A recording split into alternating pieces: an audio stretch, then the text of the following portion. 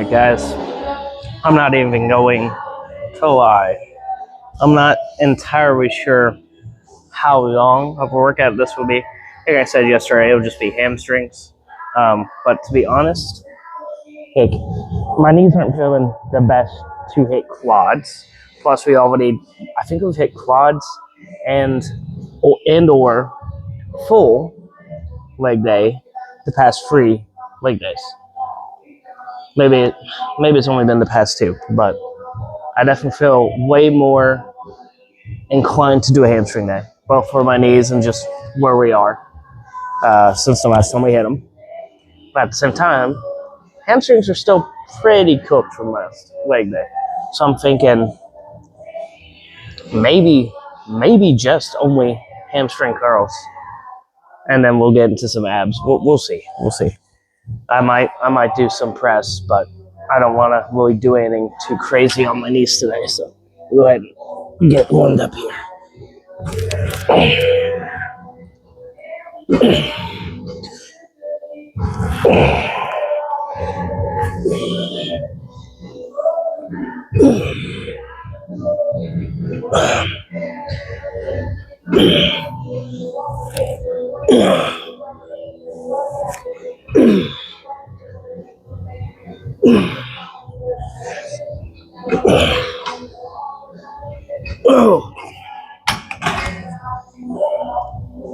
All right, well, executive decision. Hamstrings are not. Even that normally hamstrings don't bother my knees, but that's not feeling great. So we'll hit abs, and then I already warmed up on the stationary bike for 10 minutes, so I guess I'll just do more cardio after abs. Let's just hit abs, guys. All right, this machine is an oldie. You can't tell. It's kind of hard to gauge where to set it. You have an adjustable pad here, adjustable foot placement. So there's a lot of adjustable stuff here. Or I say a lot, there's 2. But it's hard for me to gauge because of my height. So I always kind of just use it where it was left and then go right there. Maybe I'll be fortunate enough and someone just as short as myself used it last. Oh yeah. That's actually perfect. Okay.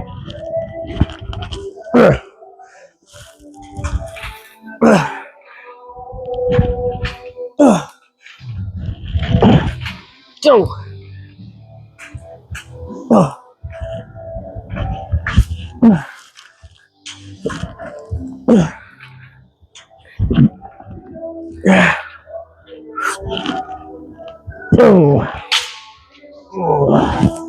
What I like about this particular machine, it's like they got it right with this older version, and then with newer versions, they suck. Because there's at Tan Fitness, it's very similar. You got the back extension machine, and right next to it is an ab machine, just like this, where you can almost get confused for which one's which. It's almost look exactly the same. The only difference is which way this arm moves.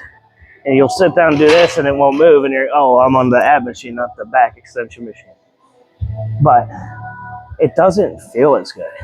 This one, I feel like I can get even deeper in the crunch and then come up to the top and get a good stretch, and then okay, I'll back in.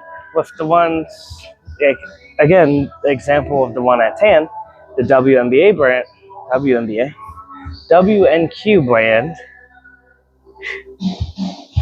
it's like you have to be here to start. So you've already lost some of that stretch at the top. And then it's like that much freaking movement and you're not getting anything done.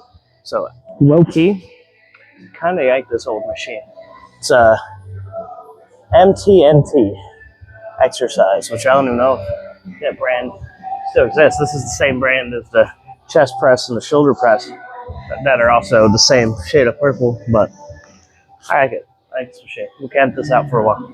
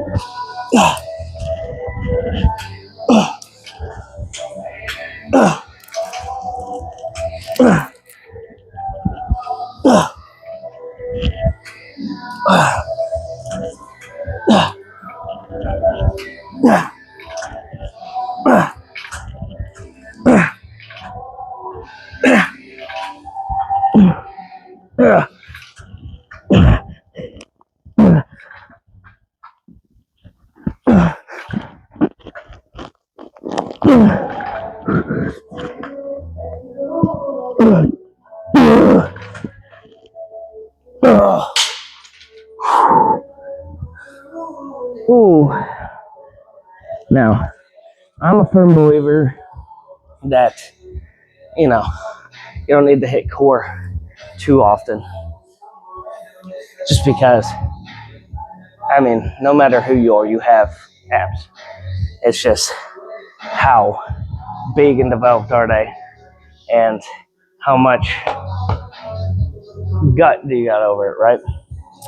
And so for me, I've always been training enough that for function, pretty much, where it's like, okay, they're not untouched, and they're built up enough that squats, deadlifts, anything like that that's going to, or anything that's going to require more stabilization, I can do comfortably. Not just what's being targeted, but my abs are strong enough to stabilize for that movement.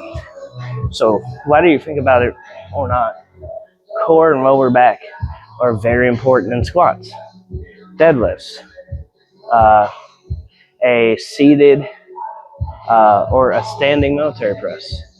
You know, there are a lot of exercises where that's going to be a factor in how stable you are in that movement, not just how much weight you can push. And so I've always kind of judged if I need to hit abs more based off function, because at the end of the day, your abs are getting worked out all day, stabilizing your body, sitting up, walking, anything outside of laying down. So I've never been big on hitting them, but I will say when I was in the early days in the gym, I did notice my waist get smaller, and it's definitely, again, you can't spot reduce it. I'm not arguing for that. But what I am saying is that because chances are my abdominal wall and everything just wasn't that tight, because I didn't work abs and actually build and tighten up that core. And so I will say that I probably need to get in habit, especially if I'm going to do this show, of hitting abs, because I don't want to just be up there with whatever bit of abs I need to live life and be stable. I want to have a good package.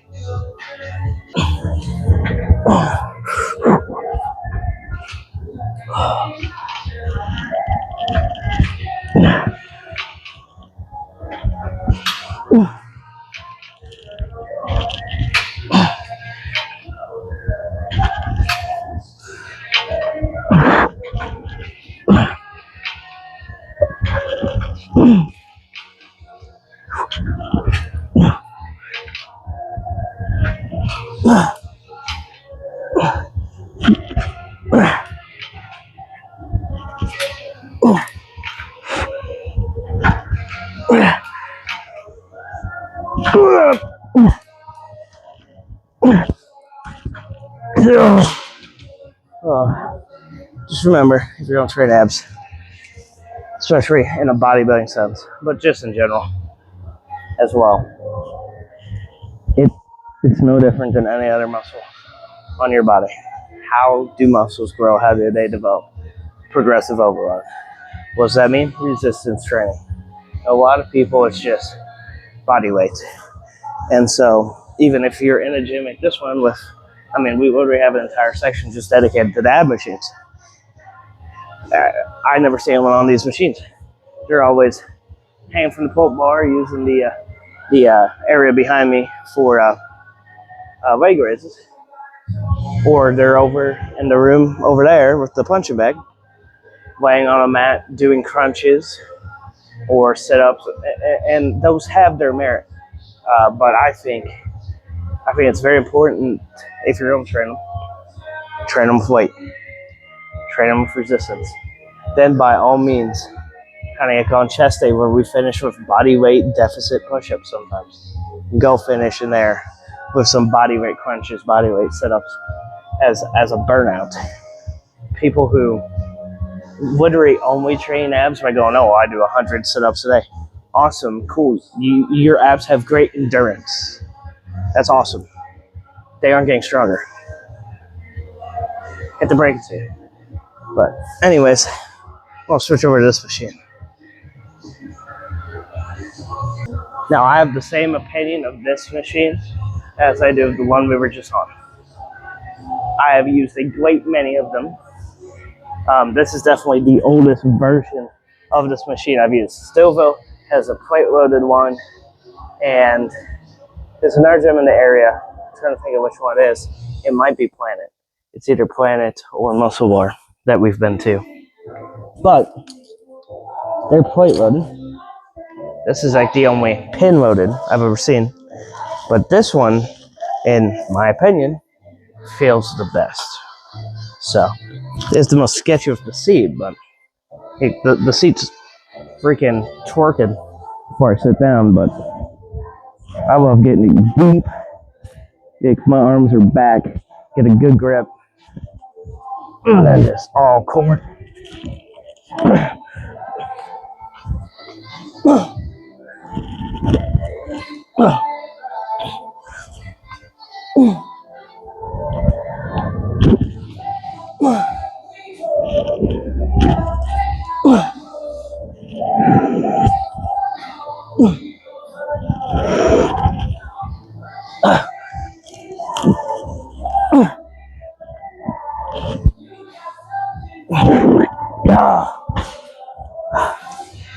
Ooh. You know, one thing I learned as I'm sitting here goofing around, bouncing my head off of these, I used to come in, instead of with earbuds or using the speaker, I'd come in with earmuffs, headphones, whatever you want to say. But wireless headphones, you can't get in this machine with wireless headphones on, because there's like enough space for my hands to be against my head. Like that's it. Yeah, you don't have wiggle room for that, and that's it. So that might be my only gripe with this machine, is how unnecessarily close to your head the handles are here. Looks like I'm gonna get probed by some aliens, like some electric's gonna shoot out here into my temples and just. But yeah, that is close. Anyways, stop yapping. Well, I'm taking a break between sets here. I just moved the camera. Gonna give my gripe here on the ab coaster. Not that it's a terrible machine, just that no one knows how to use it. But let me show you what I mean. And maybe you're not one of these people, but 99.9% of people I've ever seen use an ab coaster, whether this one, the one at Stillville, the one at Tan, or is there one at Tan? No, one at Planet. Does it look like I've done anything to brace myself or anything? Yet? No, it looks like I'm sitting, right? And then straight into this. You're doing nothing. Body weight up onto these pads. Bracing yourself. Using your feet to raise this coaster, this platform with the weight on it. Now, instead of just riding on the roller coaster, I'm the mechanic moving it. The whole point of the ab coaster is to mimic a hanging, or given the pads for your elbows, the machine over here, of a hanging leg raise. And what you do to add weight to that is you put a dumbbell between your feet. Or you can put weight on this, put your feet at the end of the coaster, and raise that's the point. I see so many people rotary ride it, and it gives off more shake weight. Okay, your rotary doing nothing, it just looks like you're doing something. Move the weight. There's no point in weight being on here if your rotary gonna sit on it and just, you're either on the ride or you're taking it for a ride. There's no in between. Anyways, that's my PSA, my TED Talk on the ab coaster machine. Let's actually get focused here on what we're meant to be hitting. But I figured if I gave a demonstration, I could count that as an exercise. Oh. Oh.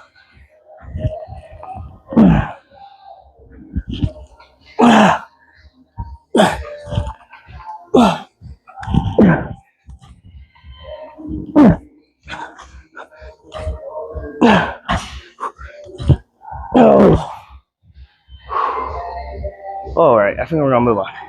I will say, I'm gonna give another, rant about a machine real quick. Sorry. This right here, fantastic, great machine. I really don't have many complaints about it. There's two different variations of it. There's this one where you have the pads down here, and you twist your obliques by bracing your leg against this bottom pad. And then there's versions where, yes, you have the pads here, but this upper part is on a, on a pulley system, on a pendulum, and spins. And so you're able to twist your core here while your legs are the ones braced in. And while I love these, what I'm going to do next for my exercises accomplishes the same thing this is meant to do, but I feel hits it 10 times better. All right, here we are, and I've done these on the channel before in like one other video. I haven't trained abs many times on the channel, but it's as simple as bringing up a cable with a D handle on it up to basically shoulder height. Like you should be able to comfortably straight arm hold that. And what you're gonna do is you're gonna come out, get the tension off, and twist. This hits literally the entirety of my obliques. The whole side of my abs light up when I twist this. Compared to that machine. Here's my shoot the machine. I feel it down here. I feel it in that part. And then the one in Stobo that has the part that moves at the top and your razor braced in, I feel it more up here. I never felt complete. This feels complete, if that makes any sense. I don't know what it is with the mechanics of the machine, but legitimately, it feels like I'm only hitting half of my oblique roll. And it's like based off of where the tension's coming from. It's something I've noticed. When the machine is the one with the tension that comes from the top, and I'm grabbing the handles and my legs are braced, and I'm twisting, with something I'm holding in my hands here, and the pulleys are up here, or the cables are up here being fed through here. When it's come from top, this part feels like it's good, but not the bottom, right? Hitting that one, where the pulley is wrapped, and the pulley and cables are wrapped around the legs, and the leg part is the part that moves, and you're bracing your upper body. I felt more in my lower abdomen. So this, my obliques, the whole wall gets lit up. I don't know if it's because it's more of a neutral spot for the weight to be coming from, but it freaking cooks me.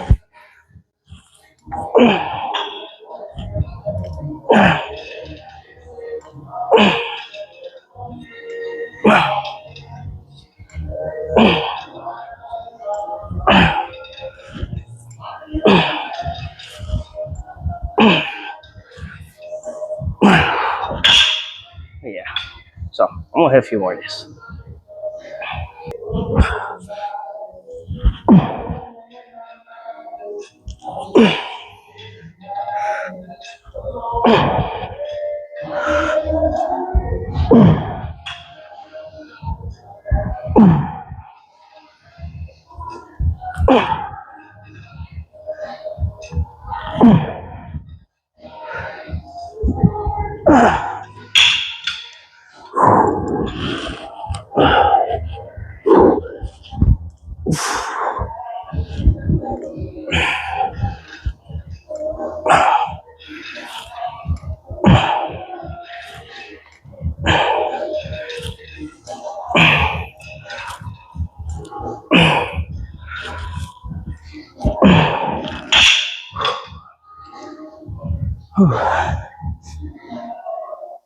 I will say when it comes to training abs, one of the things I do like to do is raise the cable up, have a rope on it, do cable crunches.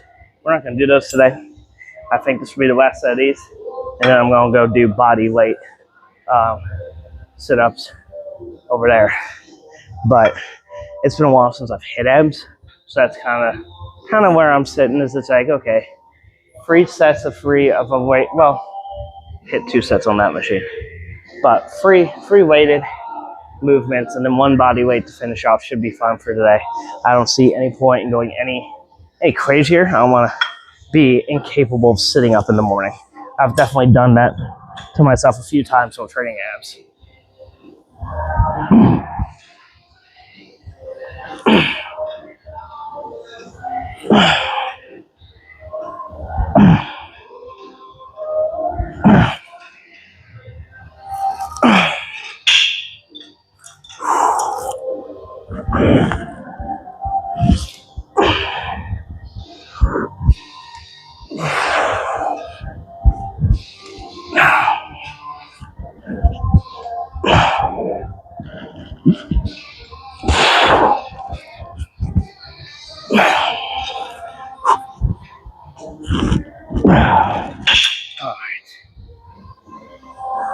Well, this machine should look familiar because we've done donkey kicks on it, mule kicks, whatever you want to call it, before.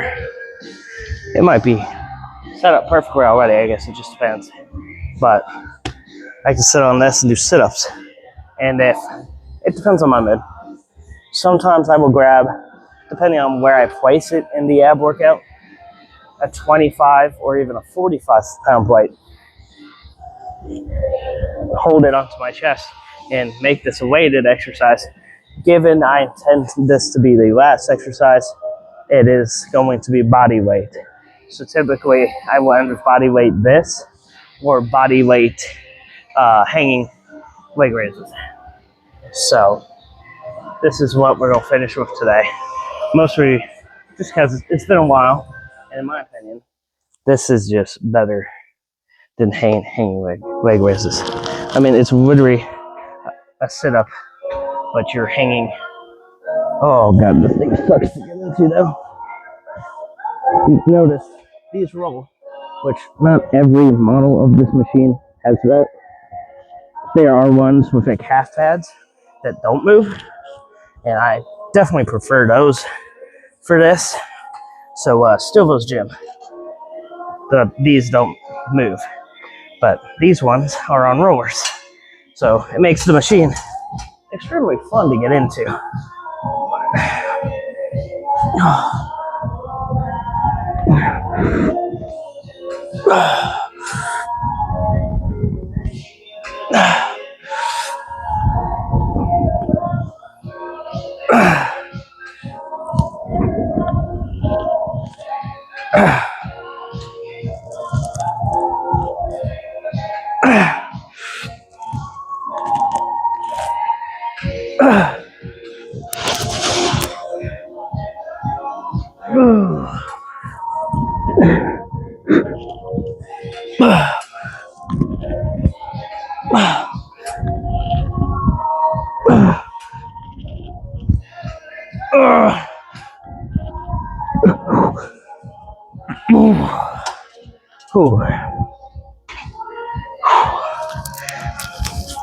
All right, few more of those.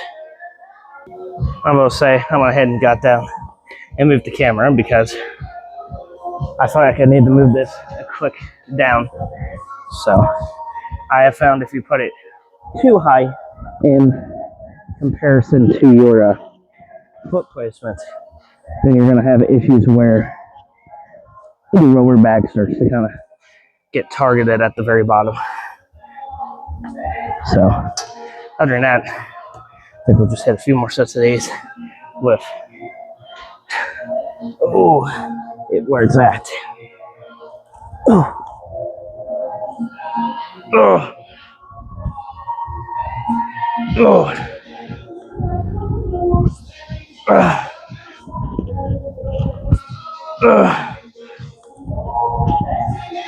Oh. So if you have this part, because it's adjustable too high in reference to the leg placement, this portion, you start to get a lower back pain. So you just gotta make sure you get it right.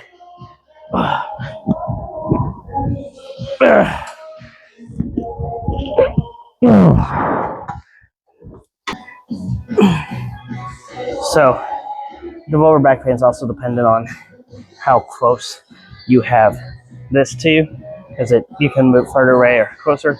You kind of want your butt to bear would be on these pads, and mostly your hamstrings on it. This is kind of as far as I can get without being way too far, but you should feel like you're gonna just fall back. So that's about perfect. I've never done these before, or if you've never thought to use this machine for this, maybe you don't use it laying the other way and extending your back, or for mule kicks.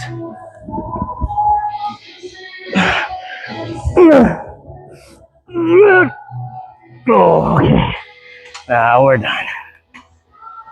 I'm not gonna overdo it for the first time hitting the abs in a few months, I think. It's been a while. So I had cardio before this, thinking I was gonna need to do it before because I found certain legs. So I think we'll just call it there. See you in the car. Alright guys, so what was meant to be a hamstring workout turned into a quick and efficient ab workout following a short cardio session just because I thought I was hitting legs, so I wanted to get my cardio in beforehand. But it is what it is. I'm not going to complain. I will say it's good to be adaptive. You should be willing to adapt because you never know what's going to happen when you get to the gym. You can get there and you cannot feel great. Maybe there's some kind of discomfort in a joint. Like today for me, maybe you're not as strong that day as you normally are, or maybe you got to do your workout out of order because there's a crap ton of people in the gym and super busy, so you can't do it in the order maybe you had written down or envisioned before getting in. But definitely you have to be willing to be adaptive in the gym. That being said, sometimes I hate it because it's like, at least for me personally, I tend to have my workout planned out at bare minimum a day in advance, if not 2 or 3. Depends on how excited I am for said workout. Chest day, I'm planning the next chest day immediately following the chest day I just completed. But in terms of legs, it's typically like either the day I'm hitting shoulders, I'm thinking about it because it's the next day, or maybe I start thinking about it the night before. But I've spent the past day and a half thinking, okay, knees are a bit iffy. The past few leg days have been either quad focused or full, so we haven't had just a hamstring day as the leg day we are doing in the rotation in a while. So that's probably what we're going to do. And my knees are feeling iffy. And typically if my knees aren't feeling great, but I feel strong enough and confident enough in hitting a leg day nonetheless, I typically shoot for hamstrings because most of those movements don't bother my knees. And especially that particular hamstring curl machine does not bother my legs. Now, or bother my knees. The one in Rawa, it actually does. It does kind of cause a bit of discomfort. I guess it's just the way it's built. But that one, I've never had any discomfort on.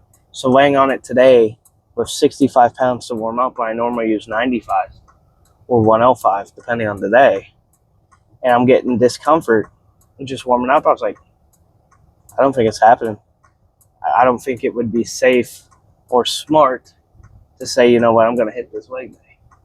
So ultimately, a choice had to be made, and ended up being an ab day, which at the end of the day was needed. I need to get back in the habit of hitting abs every other day, because that's what I used to do. Is I used to hit them every other workout. So it would probably be productive to get back into that mindset, back into that habit, instead of just never training them and then once in a while going, oh yeah, abs exist, but is what it is. I would say that was a decent enough workout, all things considered. Again, I didn't want to overdo it. I've definitely overdone abs in the past, and that sucks. Like, not being able to sit up the next day out of bed, just sitting around and hanging out kind of sucks, because your core has to stabilize your body and you're sitting there extremely sore. So you can most certainly overtrain abs, and given it's been months since the last time I've hit them, definitely did not seem appropriate to come in today and go balls to the wall with them. So I'm just going to chalk it up to, I'm glad I didn't skip. You know, I didn't make an excuse to skip. I didn't anticipate my knees being bothered trying to hit hamstring curls. Unfortunately, they were. I was anticipating a really good hamstring curl day. But it is what it is. We adapt, we adjust, and that is fine. Great workout. Overall, great workout. I really don't have anything else to say on it. So, with all of that being said, if you want some of the best supplements in the market, harder than last time, HTLT supplements. Code JS15, save 50% off your order. It's that simple. And right now, you know, I'm still looking for a job, so that helps me out. That helps the channel out, and I greatly appreciate, guys. Merch and the link in the description. TikTok and Instagram, link in the descriptions. All the things are always linked in the description of every video. Love and appreciate you guys. If you like the video, like it. If you aren't subscribed, go ahead and subscribe. You made it this far anyways. We're on our way to 100 subscribers. We are free subscribers away. And yes, I have a speech impediment. No, I will not say that number again. But we are so close to hitting that 100 subscriber mark. I've always heard it said that the first 100 are the hardest to get.